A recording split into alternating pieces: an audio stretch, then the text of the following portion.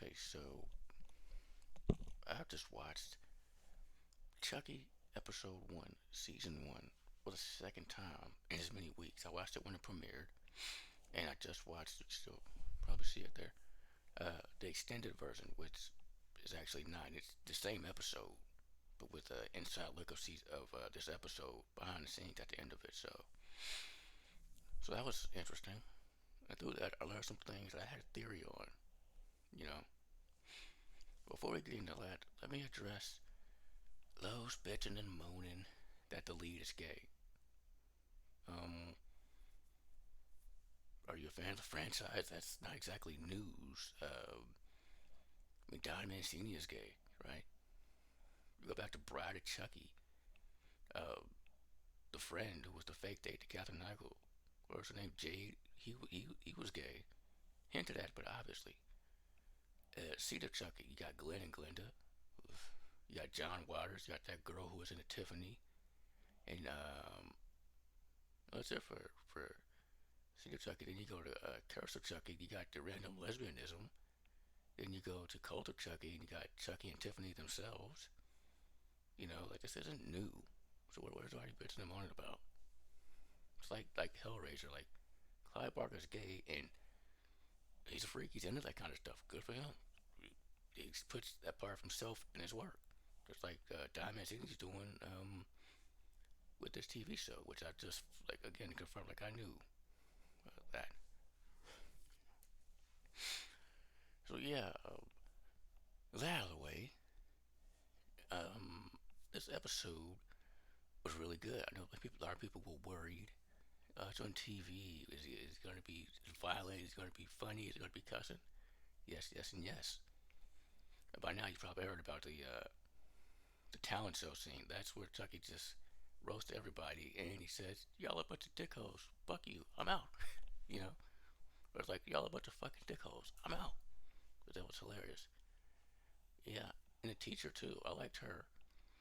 Uh, but yeah, like I don't want Chucky to go see the teacher. I know how he is with teachers. Child's play too. Poor Beth Grant. But yeah, like she took no shit. She straight told his child to shut the fuck up. I'm like, I like her, but I like this teacher.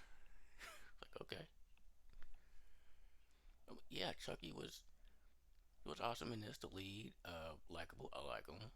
The bullies, fuck the bullies. Like the bully girl, like she was the worst. Like I know a lot of people are complaining. Like that's not how it would go. Now I know things are different from when I was in middle school, almost 20 years ago. I feel like even back then that wouldn't happen. Okay, like no, and at the talent show and they were still bullying this dude.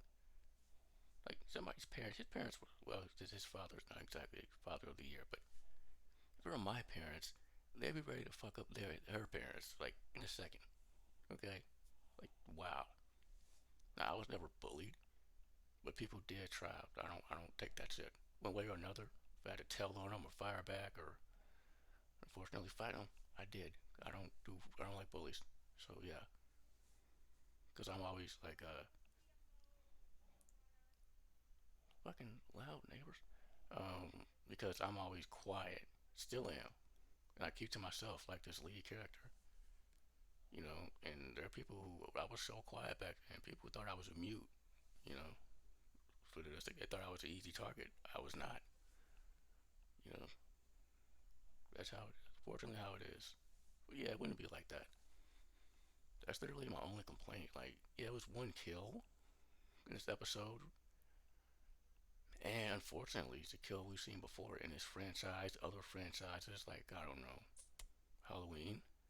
Like, yeah, like it's literally the same kill from Halloween 6, right down to it being uh, a terrible father who can't keep his hands to himself, albeit in a no the same way, but also kind of different. Like the only difference between the two, Devon Sawa, homophobic. The father in Halloween 6 heavily hinted at that he put other things on his daughter. His daughter, yeah. So yeah, it was like the same kill. And I know, thanks to this featurette I just watched after the episode, that there are so many kills like this in the franchise because Diamond City loves executing people. He says it's a phobia he has. Okay, cool. Well, variety is good too, though. Variety is good too. This episode, we get to know the lead character. He's into dolls and building sculptures and art. That's cool.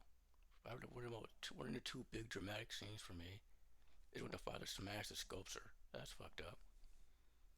And then the final confrontation before Chucky kills the father, like that was really. Uh, you already know by now. I don't like alcoholic parents.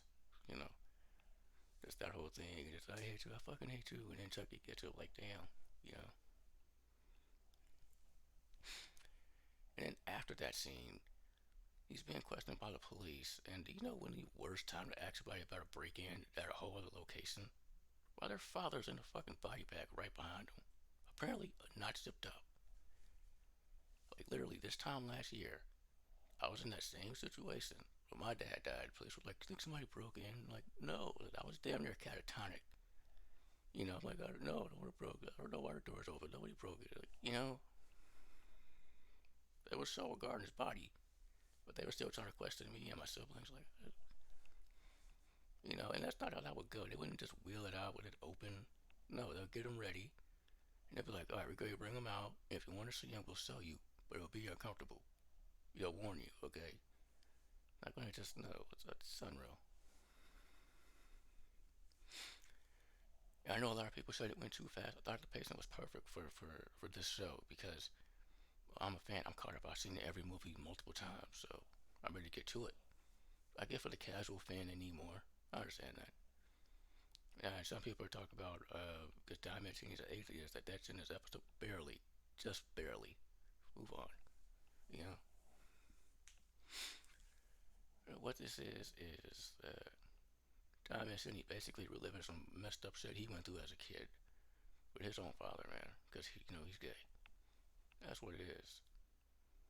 I don't think that much. What the music was good, surprisingly, because I'm not into this new music. But it opened with a Billie Eilish song. She's one of the very few new artists I actually like. So yeah, that was cool.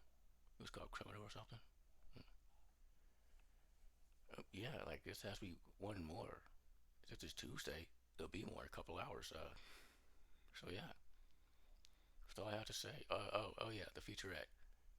Um, so according to like I was talking about a lot, what he said in the featurette, Diamond said he put himself in the show a lot more, a lot of himself. He was trying to do it, like I said, for a while. Now he's at a place where he can do that, like really do that. So that's cool.